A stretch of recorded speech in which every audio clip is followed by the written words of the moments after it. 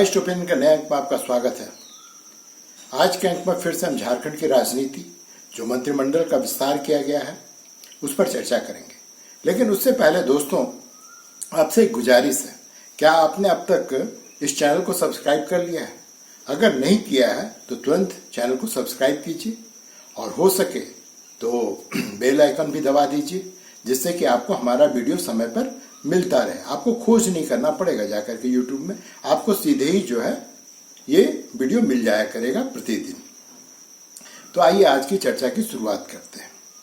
दोस्तों, जैसा कि आपको पता ही, आपने अखबारों में पढ़ा ही होगा कि ईडी जो है वो सुप्रीम कोर्ट मूव कर चुकी है। इसका मतलब क्या है? आपको पता है दोस्तों कि हेमंत सोरेन जो हैं अभी जमानत पर, भूमि घोटाले का उन पर केस चल रहा था, उसमें जमानत पर वो बाहर आए हैं और फिर से मुख्यमंत्री पद को उन्होंने शपथ ली है।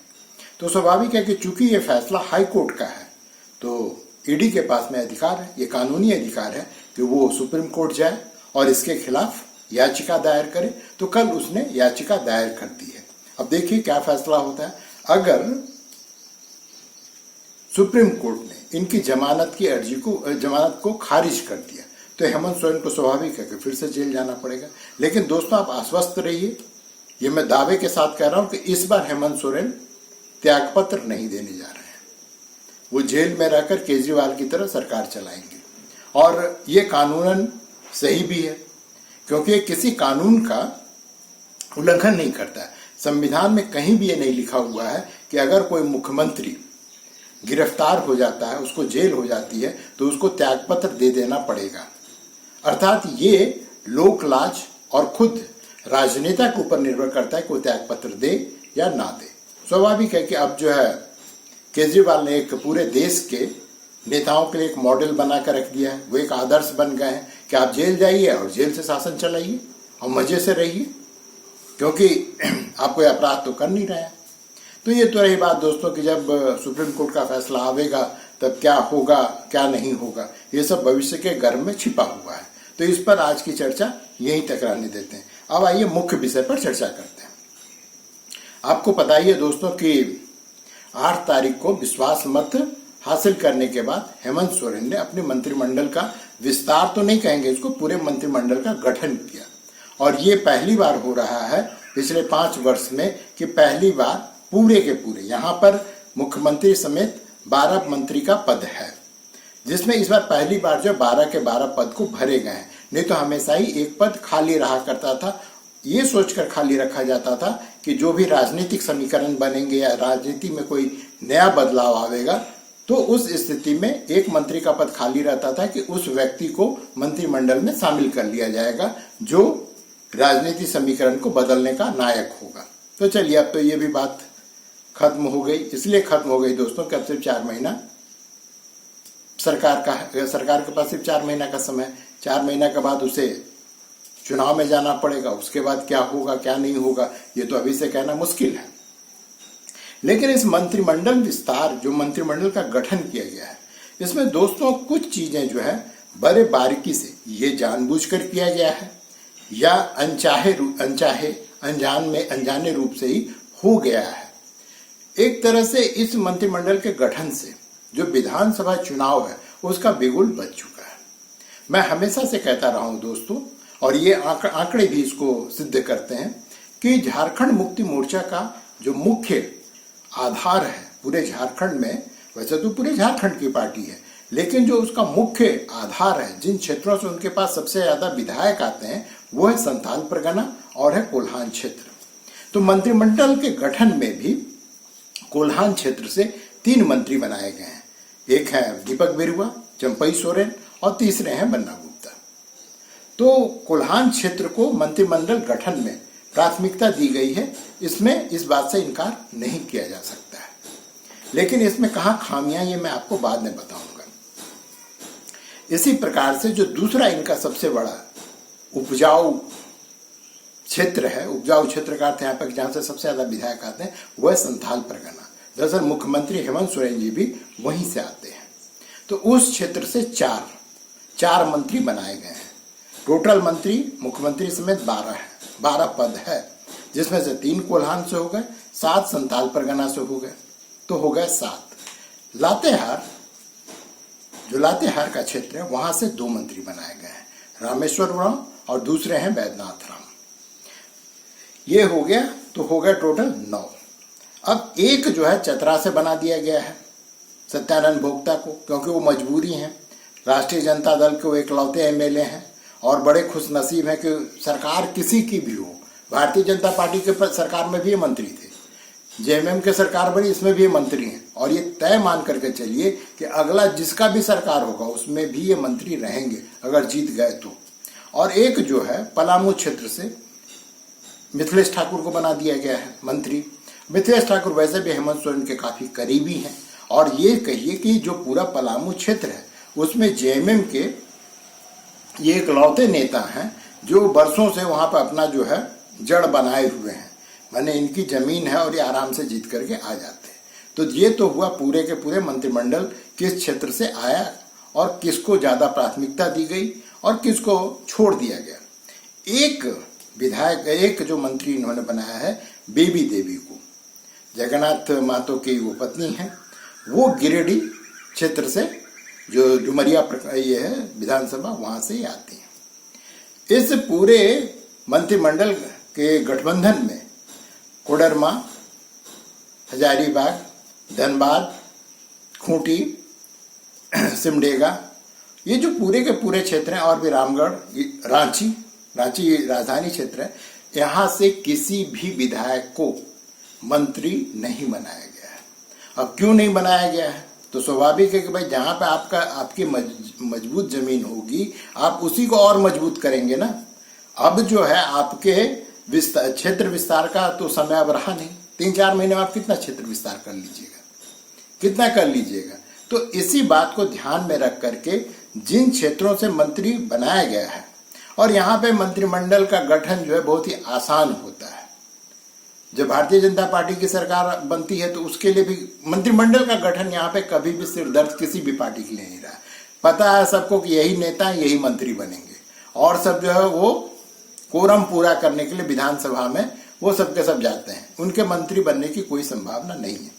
मंत्री बनने की संभावना सिर्फ एक पार्टी में बची रहती है, वो है कांग्रेस पार्टी। तो कांग्रेस पार्टी जो जब भी झारखंड मुक्ति मोर्चा की सरकार झारखंड में बनती है तो वो कांग्रेस के समर्थन से ही सरकार बन पाती है। इस झारखंड राज्य का एक बहुत बड़ा दुर्भाग्य है दोस्तों कि यहाँ किसी भी पार्टी को वो अपने को कितना भी मजबूत कहे, कितना भी कागजी शेर अपने को समझे, लेकिन किसी भी पार्टी को पिछले 24 साल में किसी भी पार्टी को, मैं फिर से रिपीट करके कह रहा हूं, किसी भी पार्टी को आज तक पूर्ण बहुमत नहीं मिली है। यहाँ पे किसी की भी सरकार हो वो हमेशा बैसाखी पर ही चलती है हमेशा, और ये इसमें कोई बदलाव भी होने वाला नहीं है। इसमें कोई बदलाव नहीं होने वाला। यहाँ पे अगले 2, 4, 5 चुनाव तक अगर कोई ऐसा कोई क्रांतिकारी कर्म यहाँ ना कांड ना हो जाए, कोई ऐसा चमत्कार ना हो जाए, नहीं तो कमो बेश जो विधानसभा यहाँ पे जो 81 सीट है उसमें जो है दलों का जो प्रतिशत होगा या दलों का जो आंकड़ा होगा वो हमेशा यही कमोबेश रहेगा। मैं पिछले अंक में भी कह चुका हूं कि यहाँ पर कमोबेश जो है राजनीति जो है वह एकदम स्थिर हो चुकी है। सिर्फ 4-5 सीट का अंतर होता है दाएं बाएं। जिस अगर 5-7 सीट अगर बीजेपी को मिल गई होती पिछली बार तो उसकी सरकार होती। इसके विपरीत जो है झारखंड मुक्ति मोर्चा ने 4-5 सीट अपना बढ़ा लिया तो उसकी सरकार बन गई, और यहाँ पे होना अगले चुनाव में भी यही है। अब प्रश्न उठता है कि जो मैंने कहा कि सिर्फ मंत्रियों के मंत्री बदले जा सकते हैं, तो सिर्फ एक ही पार्टी है इस गठबंधन में, वो है कांग्रेस। झारखंड मुक्ति मोर्चा में भी संभावना कमोबेश ना के बराबर है। आरजेडी जो उसका तो एक ही विधायक है, तो वो क्या बदलेगा, नंगा नहाएगा क्या, निचोड़ेगा क्या। अब बचता है कांग्रेस। अब कांग्रेस के जो यहाँ पे प्रभारी हैं गुलाम अहमद मीर साहब, उन्होंने एक बड़ी अच्छी बात की। उन्होंने कहा कि रोटेशन से मंत्री बनाया जाना चाहिए। कहा है भाई, कहा है रोटेशन से मंत्री बनाया जाना चाहिए। आखिर आप जो है अपने विधायकों को कौन सा लेमन चूस दिखा रहे हैं, ये रोटेशन का तुर्रा छोड़ करके। आप ये कहना चाहते हैं कि भैया तुम 4 साल कमा लिए, 2 साल तुम कमाओ, 1 साल वो कमाएगा, 3 साल ये कमाएगा। आप ये कहना चाहते हैं जो मंत्रिमंडल का पद है वो आपके लिए कमाऊ पद है या सेवा का पद है। आप सेवा करने के लिए मंत्री बनना चाहते हैं या अपनी झोली भरने के लिए आप मंत्री बनना चाहते हैं? जो बार बार भारतीय जनता पार्टी आप पर आरोप लगाती है, और यह सिर्फ झारखंड के सरकार पर आरोप नहीं लगाती है, जहां भी कांग्रेस किसी दूसरे पार्टी के कंधे पर बैठ करके मंत्री बने हुए इसके विधायक एमएलए, उन सब जगहों पे भारतीय जनता पार्टी आरोप लगाती है कि ये एटीएम है। और झारखंड भी क्या कांग्रेस का एटीएम है कि यहाँ पे जो मंत्री बन्ना गुप्ता नहीं बदले जाएंगे?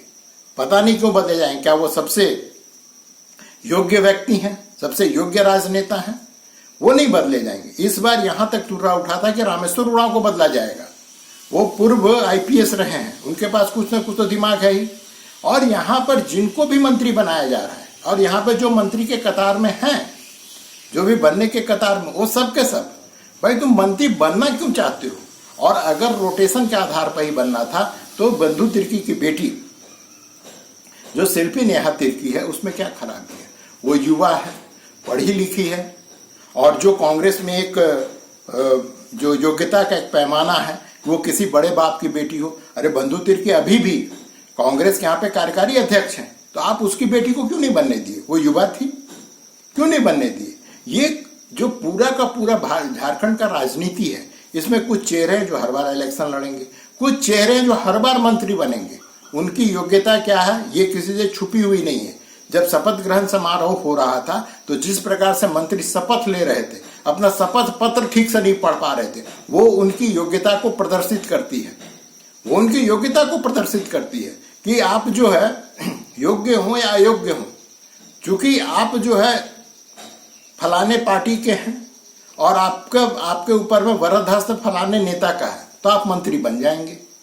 योग्यता वगैरह के लिए यहाँ पे कोई जगह नहीं है, कोई जगह नहीं। यहाँ पे ऐसा नहीं कि कांग्रेस में जो एमएलए सबके सब खत्म सी नहीं है, योग्य लोग हैं, लेकिन उनको मौका नहीं मिल पाएगा। क्यों?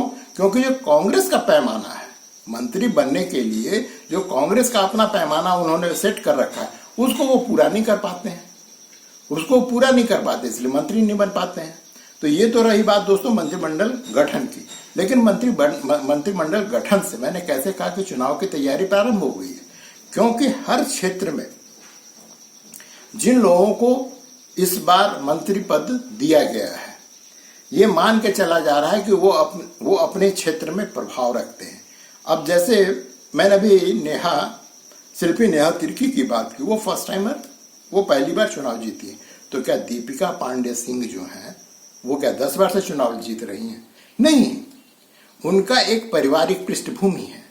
इस पृष्ठभूमि के कारण, और ये उम्मीद कर रही है कांग्रेस को, उनके पारिवारिक पृष्ठभूमि के कारण ये खुद तो चुनाव जीतेंगे ही, और ये कुछ और सीटों पर भी प्रभाव डाल पाएंगे, और जिन पर प्रभाव डाल पाएंगे उनका खर्चा भी ये उठावेंगे। इसलिए इनको मंत्री बनाया गया है। ये एक सोच है, एक संभावना है। इसी प्रकार के जो बन्ना गुप्ता है, बन्ना गुप्ता जो लगातार चुनाव जीत रहे हैं। अब बन्ना गुप्ता के साथ में पूरे कोल्हान की भी थोड़ी बात कर ली जाए।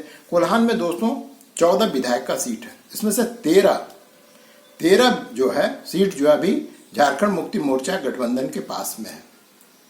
और यही वो जगह है, यही वो क्षेत्र है जिसके कारण भारतीय जनता पार्टी पिछली बार सरकार नहीं बना पाई। तो ये लोग 3 मंत्री वहां से बनाए गए। इसके पीछे जो मुख्य मंशा है झारखंड मुक्ति मोर्चा की और उनके गठबंधन की, कि यहाँ पे फिर से उसी कामयाबी को दोहराया जाए। क्योंकि अगर यहाँ पे ये कामयाबी दोहरा ना पाए, और अगर 50% यहाँ से सीट अगर भारतीय जनता पार्टी निकाल ले गई, तो झारखंड मुक्ति मोर्चा की सरकार नहीं बनेगी। इसी प्रकार से जो संताल परगना क्षेत्र है, वहां पर जिन लोगों को मंत्री बनाया गया, उस क्षेत्र में जैसा कि बार बार घुसपैठिए मुसलमान की बात होते रहती है, वहां पे बहुत सारे क्षेत्र हैं जहां पर मुस्लिम मतदाता जो है वो चुनाव को प्रभावित करने की स्थिति में है। यही कारण है कि वहां से दो इरफान अंसारी और हफीजुल अंसारी को जो है वहां से मंत्री बनाया गया है। इसका मुख्य उद्देश्य है कि संथाल परगना के जो मुस्लिम मतदाता है उसको गठबंधन से छिटकने ना दिया जाए। और वैसे भी वो छिटकने वाले हैं नहीं। जिस प्रकार से लोकसभा चुनाव का जो ट्रेंड था, और जिस प्रकार से चुनाव परिणाम के बाद लोगों को पता चला कि मुसलमान जो थोक के भाव में भारतीय जनता पार्टी के खिलाफ कोई भी पार्टी हो, यहाँ पे जेएमएम है, साथ में यहाँ पे कांग्रेस भी है, तो उनको ये वोट देगी। तो उस वोट को और कंसोलिडेट करने के लिए इन्होंने दो दो मुसलमान को वहां से मंत्री का पद दिया है।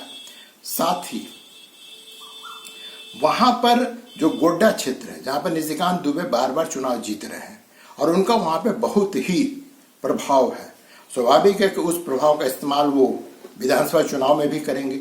उसके काट के रूप में कहीं ना दीपिका पांडे सिंह को वहां से मंत्री बनाया गया है कि ये किसी भी प्रकार से जो निशिकांत दुबे का प्रभाव है उसको खत्म कर पाए।